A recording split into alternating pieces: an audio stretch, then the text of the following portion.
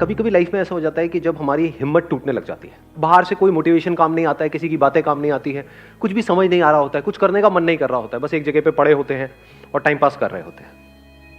अपने गोल की तरफ आपने बड़ा एफर्ट किया, बहुत मेहनत करी, अपना सब कुछ लगा दिया उसमें, लेकिन रिजल्ट उसका बिल्कुल अपोजिट आया जैसा आपने सोचा था। होता है ऐसा, कई बार आती है लाइफ में सिचुएशन आती है ना, ऐसा लग रहा होता है कि सब कुछ ही खत्म हो गया है, अंदर से ऐसी फीलिंग आने लग जाती है। तो उस वक्त क्या करना चाहिए, मतलब कि उस वक्त खुद को मोटिवेट कैसे करें? उनको माइक दे। सर आपकी वीडियोस देखती हूँ। अच्छा, तो सारे करते हैं यहाँ पर आए। तो मेरे जब वीडियोस देखते हो तो काम करता है, वो रिलेटेबल होता है, फर्क पड़ता है, बहुत फर्क पड़ता है। Even you are a life giving person. इसको एक स्टेप और आगे बढ़ाते हैं कि अगर आपने मेरे वीडियोस देखे, और वैसे ऐसा होना तो नहीं चाहिए, लेकिन वो भी अगर काम नहीं किए, मेरे वीडियोस भी काम नहीं किए, अपनी तारीफ करने में बड़ा मजा आता है नहीं? लेकिन मान लेते हैं कि अगर आप मेरे वीडियोस देख रहे हो, किसी के वीडियोस देख रहे हो, वो भी काम नहीं कर रहे, अब क्या करें? सर जैसे मेरा 2 बार सर एंट्रेंस मेडिकल का था सर, वो क्लियर नहीं हुआ था सर। उसमें मतलब कि पेरेंट्स का सर मनी भी लगा था उसमें, और टाइम भी लगा था उस समय। प्लान्स भी बहुत सारे थे कि मतलब फर्स्ट ईयर में अगर मतलब क्लियर हो गया तो ऐसा हो जाएगा, ऐसा हो जाएगा, वो सब खत्म हो गया, सब खत्म हो गया था। फिर बाद में ऐसा बहुतों के साथ हुआ होगा, रिलेट कर पा रहे होंगे, कितनों के साथ हुआ है ऐसा कुछ? ठीक है सर। फिर बाद में मैंने क्या किया कि पहले तो बूस्ट करने के लिए सर आपका मोटिवेशन वीडियो देखा सर। तो फिर वो काम नहीं किया? नहीं सर, वो टेम्परेरी बेस पे काम, टेम्परेरी बेसिस पे किया, मतलब रेगुलर काम नहीं करता। मतलब आपने मेरा दिल रख लिया तो नहीं सर, मुझे लग रहा था काम ही नहीं किया, मतलब देखा है क्या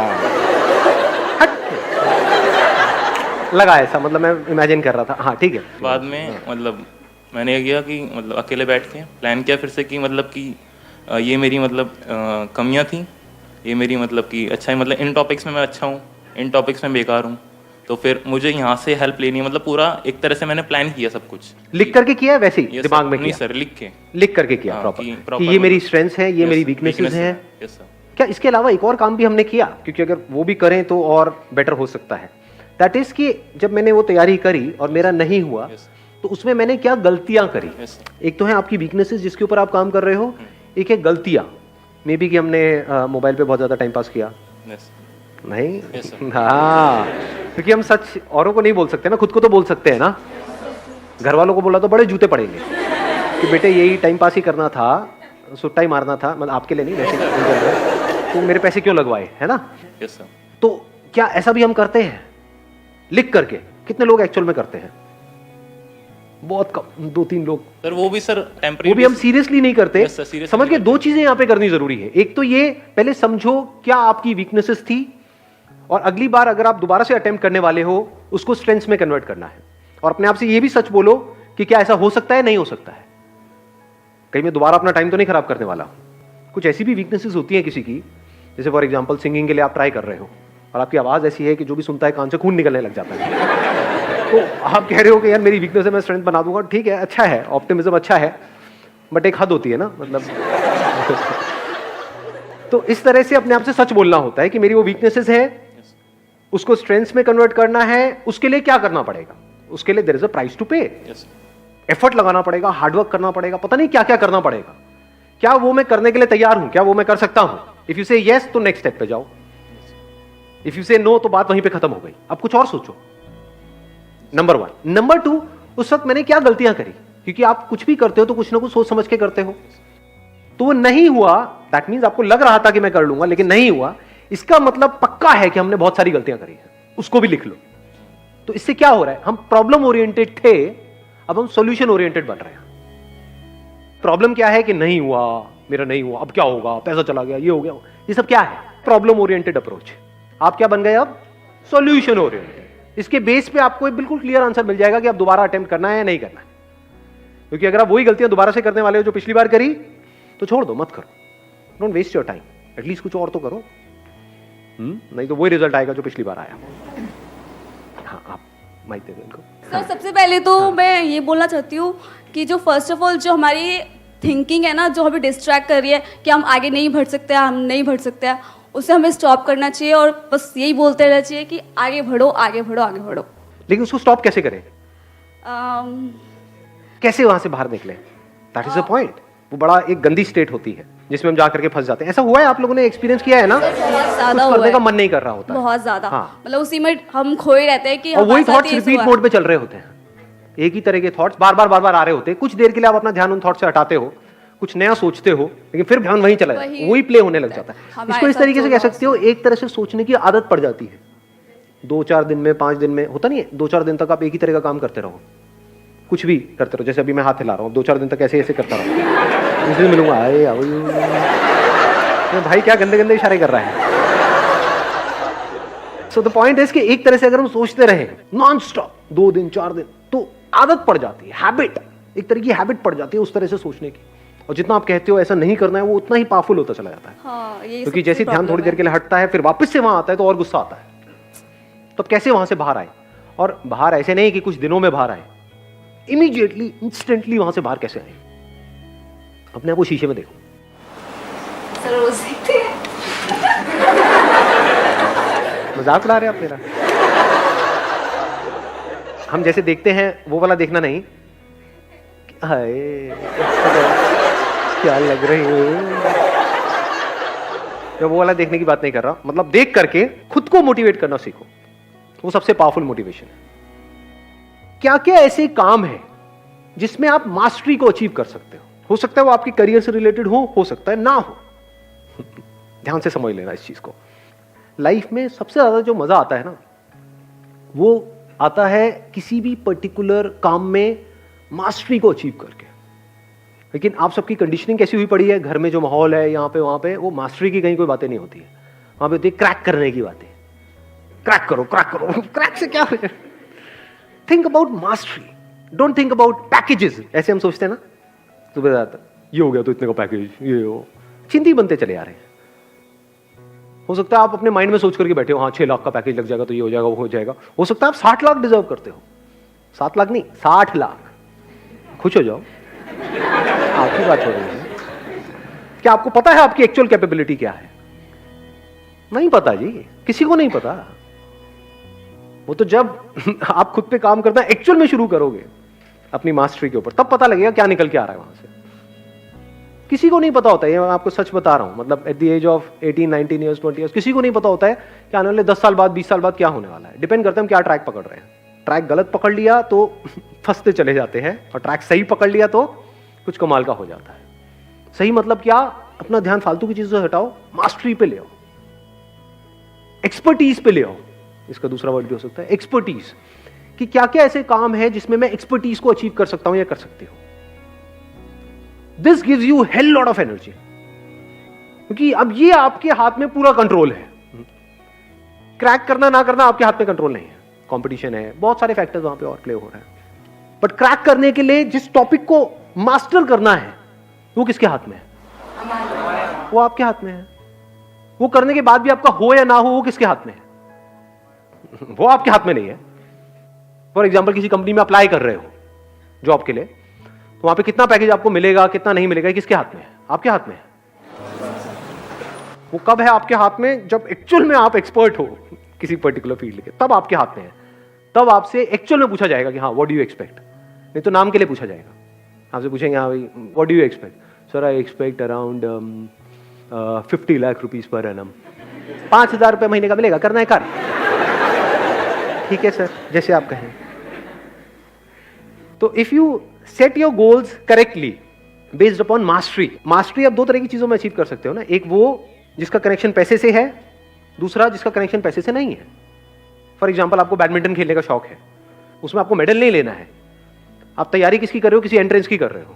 तो क्या आप शीशे में देख करके खुद को ये नहीं बोल सकते कि I am going to be a master of this badminton what I am playing, इसमें मुझे मास्टरी को अचीव करना। अच्छा, उससे क्या होगा? पैसा मिलेगा? नहीं मिलेगा। एनर्जी मिलेगी या नहीं मिलेगी? एक डायरेक्शन मिलेगी या नहीं मिलेगी? हम लाइफ को ना बड़ा लीनियर तरीके से देखते हैं कि एंट्रेंस क्रैक करना है, इसका मतलब क्या है कि मेरे को दिन में 12 घंटे पढ़ना है, 16 घंटे पढ़ना है, और फिर ये करता चला जाऊंगा, वो क्रैक हो जाएगा। क्या 12 घंटे 16 घंटे पढ़ना इंपॉर्टेंट है या क्वालिटी ऑफ टाइम इंपॉर्टेंट है? What do we mean by quality of time? One pointed focus, 100% concentration, वो कहां से आती है? क्या उसका फिजिकल फिटनेस से कनेक्शन है या नहीं है? अंदर जो केमिकल लोचा चलता रहता है उससे कनेक्शन है या नहीं है? तो जब खेलते हैं तो क्या होता है? अंदर डोपामिन रिलीज होता है नहीं होता? पता है ना, इतना साइंटिफिकली हमको पता है ना उससे क्या होता है? अच्छा फील हो रहा होता है। और मजे की बात बताऊं क्या है आपको, एक बहुत मजेदार बात बताता हूं। मैं डेली खेलता हूं बैडमिंटन पिछले काफी टाइम से। तो हमारा अपना एक ग्रुप बना हुआ है और है, ज्यादातर सब ऑलमोस्ट मेरी एज के हैं वहां पर, मतलब 15-16 साल के। मजाक कर रहा हूँ, 30-40 साल के हैं। उनमें से एक बार एक बंदे ने एक बड़ी सही बात बोली थी। उसने बोला यार क्या होता है वहाँ पे, यारी दोस्ती वाला हमारा माहौल है, कहता है क्या होता है कि ये जो 1 घंटा सुबह हमको खेलने को मिलता है ना, इससे पूरे दिन का जो टॉर्चर होता है ना ऑफिस में, घर पे, वो सहने की ताकत आ जाती है। There is something to look up to. Wait होता है हमें कि सुबह के 6 बजे और हम सब साथ में आए और खेलें, कि 1 घंटा मुझे सब कुछ भुला देता है। पावरफुल है स्टेटमेंट या नहीं है? कि ऐसे हम कभी सोचते हैं? एक ऐसा एंट्रेंस जो आप क्रैक करना चाहते हो, उसके लिए जो पढ़ाई करनी है वो आपको करनी पसंद नहीं है, तो वो क्या है? टॉर्चर नहीं है। तो टॉर्चर है ना, तो उस टॉर्चर को सहने की मोटिवेशन कहां से आएगी? क्या ऐसा कर रहे हो? बैडमिंटन से नहीं, मतलब कहीं से भी। ये नहीं सारे बैडमिंटन खेलते हुए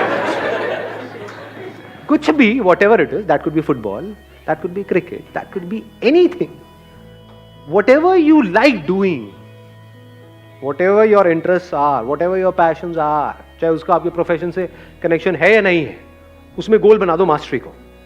I want to be the best in it, as best as I can, not in comparison to somebody. मुझे अपना बेस्ट वर्जन बनना है। तो जब इस तरीके से आप उसके लिए बोल रहे हो, तो क्या यही फीलिंग उसमें भी नहीं आएगी जो आप तैयारी करने वाले हो? लगाओ थोड़ा सा दिमाग। एक एटीट्यूड ही तो होता है, और क्या है? ग्रो करना है, अपने आप को बेटर बनाना है। जिसका ये एटीट्यूड है, क्या उसका हर चीज में एटीट्यूड नहीं आने लग जाएगा? फिर अब आप अपने आप को शीशे में देख करके बोल सकते हो, I am going to be the master of this particular topic. देखता हूं कौन मुझे रोकता है।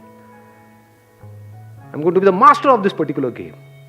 Then you can extend it further by saying, I am going to be the master of the game of life. Who is the master of life? लगाओ थोड़ा सा दिमाग। जिसने अपनी लाइफ की सारी प्रॉब्लम्स को लड़ ली। जिसने अपनी लाइफ की सारी प्रॉब्लम्स को लड़ लिया है, सॉल्व कर लिया। क्या लाइफ की सारी प्रॉब्लम्स कभी सॉल्व हो सकती है? तो who is the real master of life? लगाओ थोड़ा सा दिमाग लगाओ। सर, जिसने अपने माइंड को कंकर कर लिया। जिसने अपने माइंड को कॉन्कर कर लिया। आपके थॉट्स, फीलिंग्स, इमोशंस जो आपकी पूरी लाइफ को कंट्रोल कर रहे हैं, जो आपके एक्शंस को कंट्रोल कर रहे हैं। तो अगर आपने माइंड को कॉन्कर कर लिया तो अपने एक्शंस को भी कॉन्कर कर लिया। एक्शंस को कॉन्कर कर लिया तो आउटकम को कॉन्कर नहीं कर लिया। लगाओ थोड़ा सा दिमाग अंकल आंटी। समझे मैंने भी क्या बोला है? जिसने अपने माइंड को कॉन्कर कर लिया, यानी अपने थॉट्स को, फीलिंग्स को, इमोशंस को अच्छे से समझ करके, नॉट फोर्सफुली, क्योंकि फोर्सफुली आप कभी कॉन्कर नहीं कर सकते। Mind is extremely powerful.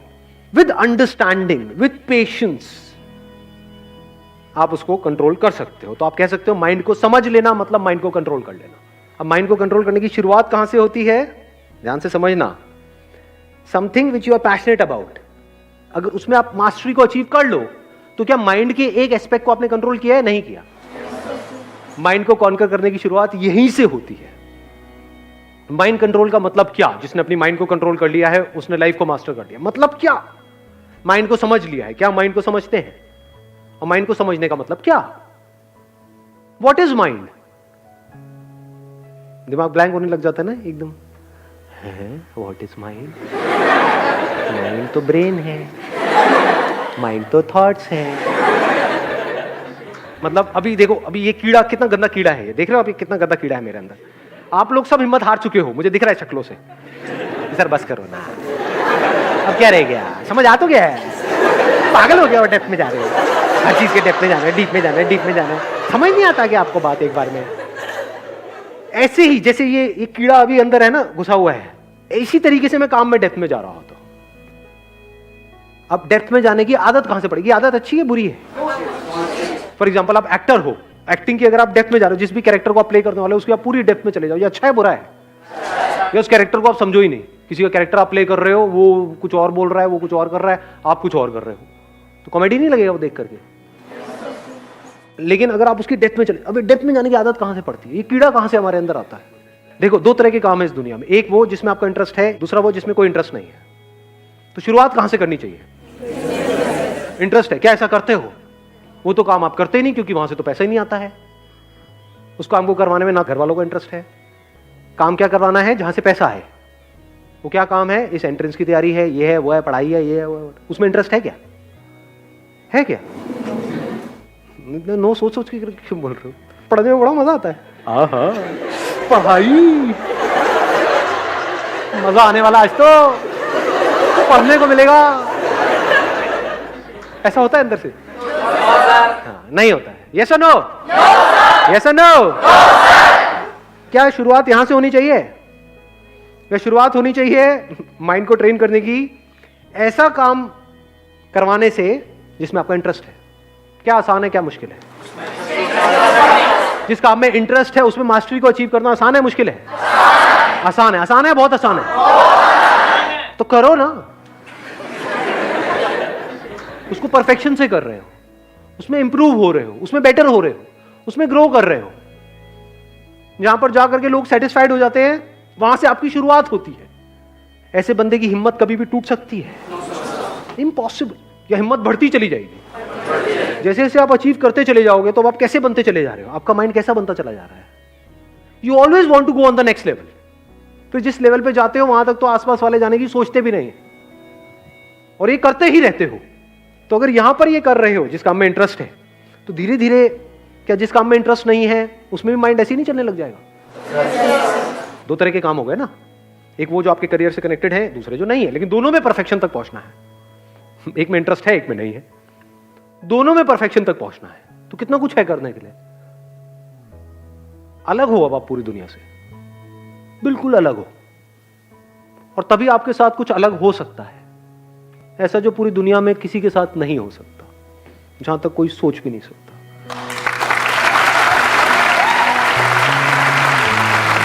Thank you sir.